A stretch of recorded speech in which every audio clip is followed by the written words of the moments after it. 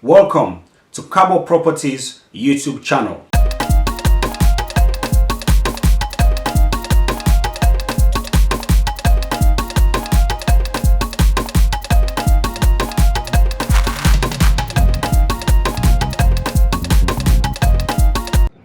Kushe Cabo, hello. This is Cabo Properties YouTube channel. My name is Showers. I'm back in the UK from South Africa. Did a little tour around. So this video I'm about to do now is basically a review, my thoughts based on my experience, what I heard, what I saw. That is what I want to talk about in this video today. Yeah. But please subscribe, guys, before I get into all of it. Please hit the subscribe button, like the video, and let me know what you think. Yeah, please, in the comment section. Let's get into it. So I went to South Africa. Before I went there, of course, I've had a lot of talks about the dangers in South Africa. Some people say, wow, don't go there. People have said all lots of horrible stuff. But of course, I got friends over there who've also said the opposite. Well, they also mentioned about some crazy things that happens in South Africa. But personally also, I like to go see for myself anyway, go visit, because people live there, people travel there all the time. So if it's that bad, why are people still traveling there? So I went. I had to fly through Kigali because it's cheaper. Then Kigali straight to Johannesburg. Now Johannesburg, as you see on the videos, is very, very, very, very developed. Yeah, compared to most African countries. In fact, Johannesburg and South Africa as a whole is developed just like Europe, as you can see on this video. Check these ones. It's very developed. Roads, like you see here, buildings, like Cape Town in particular, as you can see, is built up like Europe. Now, the crazy thing is about South Africa is the fact that there is very, very rich and there is super poor, and I think there's very, very little in the middle, so you can't even see those ones in the middle. You just see people who are super rich and people who are very, very poor. You have extreme poverty in the middle of extremely rich, and that balance was a bit discombobulating for me. It was a bit like shocking, because while I was there, you feel you get obviously where I stayed here. Check this out, and then this other place as well where I stayed, and then here. So all these areas where I stayed are fancy places. So the feel I get there is like I'm in Europe in terms of the development. Apart from obviously one time there was no water in this first Airbnb where I stayed. But it's like in Europe. Massive development. The other thing is that even though I did not see any violence at all, any robberies, etc., but everybody will warn you about not going to the CBD, not stopping at the traffic. Like, people don't even stop at traffic lights certain times of the day or the night. The drivers don't stop because they have this smash and grab kind of situation they said happens there. So yeah, the traffic police understands if a driver doesn't stop at the traffic lights at night in particular, especially for the Ubers, they just go because they're smash and grab. They see your phone, you're holding your phone or something. The thing is that people will smash and grab. That's what they're saying. So that's all that talk there. So you go into the Uber, they lock all the doors, and you just constantly, for me, I just constantly keep thinking of what could happen, what's going to happen, because people talk about it. Even though I did not see it, but people talk about it. So you constantly worried about something, as if something's going to happen. Yeah, so obviously before, when people were saying, oh, it's dangerous, I keep saying, nah, it can't be that bad. But because people talk about it so much, it makes you feel that way. But it wasn't that bad, really. The CBD, I didn't go there because my friends would say, don't go there, it's dangerous. So I didn't. Both CBDs, one in Cape Town here, I didn't go there. So it's crazy to keep thinking like that, to have that mentality about a beautiful country like that. But things happen. Even because I did not see it doesn't mean it doesn't happen. I've had stories of people getting smashed and grabbed. Even before I went, there are videos of those cash in transit vehicles got attacked, etc., etc. I've seen all of that on videos. And while I was there, soldiers were deployed in various regions as well while I was there to reduce these crimes. While I was there, the very week I was there in April, start of April, end of March. Soldiers are deployed in Johannesburg and all these other regions to help to reduce the crime thing. So that means it's actually real, it's happening. But it's just mind-boggling that these things are happening, like that, and everybody's concerned about it. Another thing is the mentality. The country is so developed, as in infrastructural development is there. However, it just feels like or what I think is that the people, the mentality has not moved forward with the level of development that is there in terms of infrastructure. Like I said, when I was there, because of the infrastructural, the infrastructure, the buildings, the roads, the systems that are in place, how things are going, I feel like I felt like I'm in the UK or some other European country. That's what I feel. Obviously, where I was staying. But still, when you talk to people, the mentality is still, unfortunately, backwards. Lots of people, they still don't think in that way to match the development. The systems as well, in terms of there's corruption, heavy corruption, based on what I saw, based on what I heard, based on my friends are talking. There's corruption as well. There's lots of poverty. So, yeah, the people haven't moved with the infrastructural development, I guess. And so the government needs to do a lot more in that department. There are people living in townships. So townships, again, unfortunately, I couldn't film this township because when we were heading to the airport from Cape Town and the driver showed it to me, I was shocked. I didn't even remember to get my phone and film it. But there's a lot of corrugated houses there. What's funny though, my friend has been telling me about the townships being really dangerous because it's poverty, blah, blah, blah. But when I saw the townships, even though they are corrugated houses and it looks like a slum, but they all have satellite dishes, etc. So I said to myself, hold on a minute, this place is meant to be very, very poor and dangerous. But from what I'm looking at, driving on the motorway, I could see everybody's got satellite dish. And then the driver then said, hang on, these guys are not poor. Some of these guys work for government, some of them get good jobs, but they live in the townships so they can save money because it's free.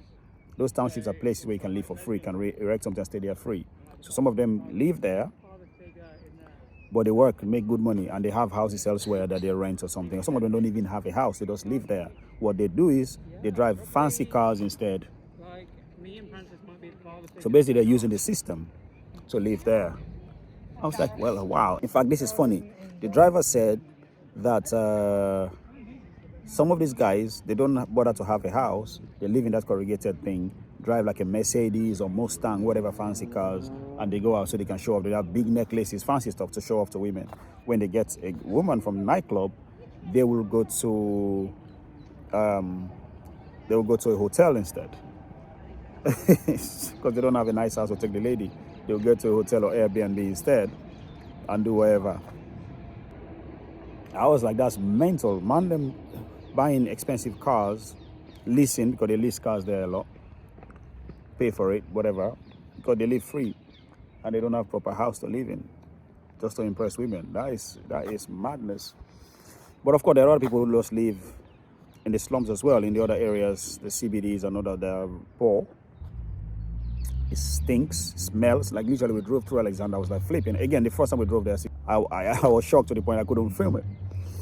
I was smelly, dirty, rubbish on the roadside. You can't believe, just 2 streets from where we were, all clean, built up like Europe. Then next minute over here, it's dirty and smelly. It reminds you straight of here in a slum. Like people live like that. You have white people as well who live like that, by the way. They have lots of white people who live in slums as well, not just black people, like the Africans, whatever you call them. They also live like that as well.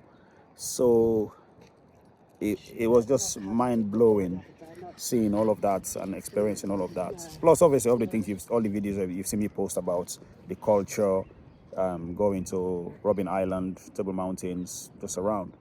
So yeah, so that's the contrast. You see the evening, nighttime, daytime. You see how lovely the place looks like from my hotel.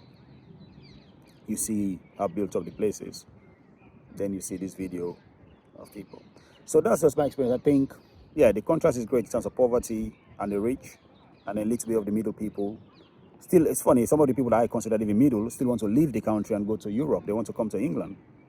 It's crazy. My friends who I know who are middle, who have their own homes, they drive in a nice car, they still want to come to Europe. So that was crazy. I said, why are you going to Europe then? Because they want to make more, they want to get more facilities. So that was strange. But that's what happens there. So yeah, my experiences were great. I enjoyed myself. I learned a lot. Because the culture, they are deep into their culture. That's really, really good. So I enjoyed that part of it. People were friendly. Yeah. I performed as well with a legendary musician. So if you don't know Dr. Victor is one of the legendary musicians in South Africa. Amazing guy. He's a big brand there. It's like, well, for Sierra Leoneans, it's like Bonnie Mac. For those of you who know Bonnie Mac, it's like Bonnie Mac's level, you know, Lucky Dube level kind of thing. So he was performing at this venue where I went, and I spoke to him. I said, I'm a musician. And he says, oh, you want to prove yourself? So I jump on stage impromptu. Boom, check it out. Check this one out. You'll see it.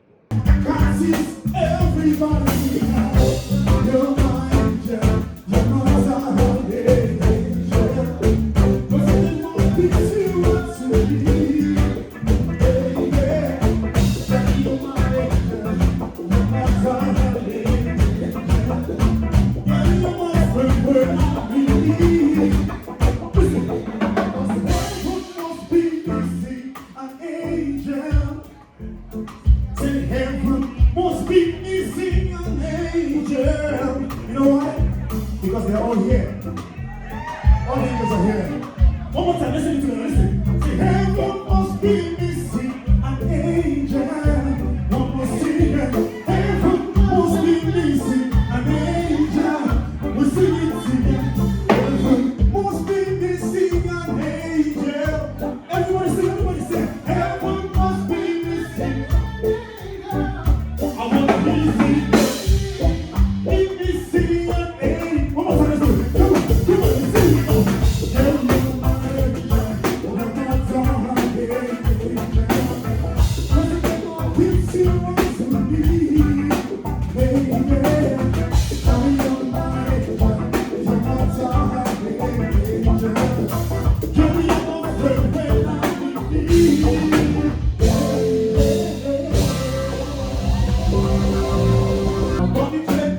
Yeah, so that was an impromptu one I did with the legendary Dr. Victor. You can Google him, you'll find out. You'll see he was huge. So anyway, so we did all of that fun. Went to the beach party in Cabo. Oh, there's a place called Cabo Beach. So here you go, Cabo Properties. There's a Cabo Beach. There's a Cabo Beach in Cape Town. I was invited there. We went and partying there as well. Check that out.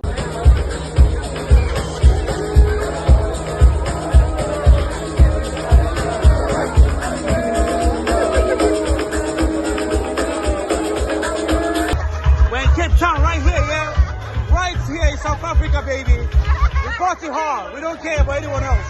Yeah? If you're not here, you're missing out.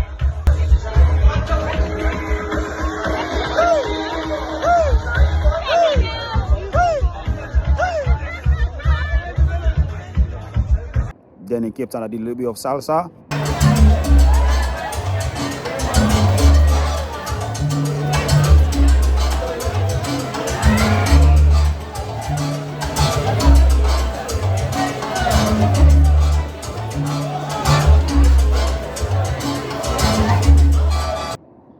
Just showing you guys my moves. A little bit of salsa skills there.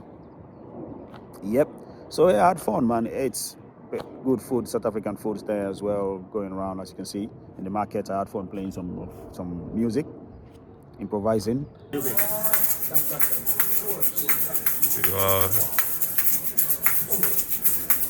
the music again. In South Africa, we bouncing right. Make the music showers on the ball, playing them balls, rocking them balls, doing big time in the market zone. Yo, something, we are loving it. South Africa is warm and hot. Right now in the market, we celebrating. Yo, What else? Yeah, just viewing a lot of decent places in Johannesburg and then in Cape Town, Rosebank, and in Johannesburg. Sandton is one of the best places to live, man. It's safer and cleaner. It's crazy. All the houses you see, most of the houses in the fancy areas are got high fence, electric wiring. Oh, one other thing that happened. One night I was going out, the Uber guy and driving me, picking me from the hotel. Just literally in the middle of the road, there was this guy with a bin. Just came out to the road with the bin, and the driver stopped. And I was like, why are you stopping? Let's go. Because I was thinking, whoa, is this a planned attack? Because this kind of things happen there. I thought, is they going to plan attack me or something? But of course, the Uber guy then decided to drive on and complained and says, oh, that guy is just stealing a bin. I said, what? He's stealing a bin? He said, yes, they steal the bin, go sell it elsewhere because it's expensive. You know those big wheelie bins? Them big dirty box them. We get them wheelie, they push over us, we'll get it, they push them. The guy go thief from another rich area for go sell them somewhere else. We saw him on the road. The first I thought it was an attack. The driver's plan or somebody to attack me. But no, actually he wasn't. He just slowed down to see what this guy is doing, and then he drove past him, and then complained about him trying to steal something. So wow, that's amazing. Yeah, that's happened there. Ooh, anyway, yeah, a few things happened. When we landed in Cape Town, because it was late flight, the Uber we called came. This is wrong. The one we called is not the exact one that came. A different one. As soon as I opened the trunk to put my suitcase in, I realized, whoops, this is not the proper Uber thing, is it? The car was nasty, it was dirty, it stinks. Then we signed the vehicle, and then the guy asked us where we're heading. I'm like, hold on a minute, I thought we called this through Uber. You already have the address where we're heading, no? Do you not have your phone to put the sat-nav on? He says, I have it. That's when he took it out, started organizing it to go. Anyway, we told him still where we're going anyway. And the car was smelling. So what I did was, I sent my live location to my friend in the UK who was chatting with me anyway. And I said, hey, this is a live location. Just track me. This guy that we've taken looks dodgy. The taxi looks dodgy and everything. Then I had my gimbal with me, the one I used to film. My gimbal that holds the camera. It's heavy. So I took it out, held it in my hand in preparation, just in case. Because I've heard stories before I went that road between Cape Town airports to the city, they usually smash and grab. Usually those people will attack your vehicle, smash the glass to grab something off you, whether your phone or whatever. And it was a late night travel as well.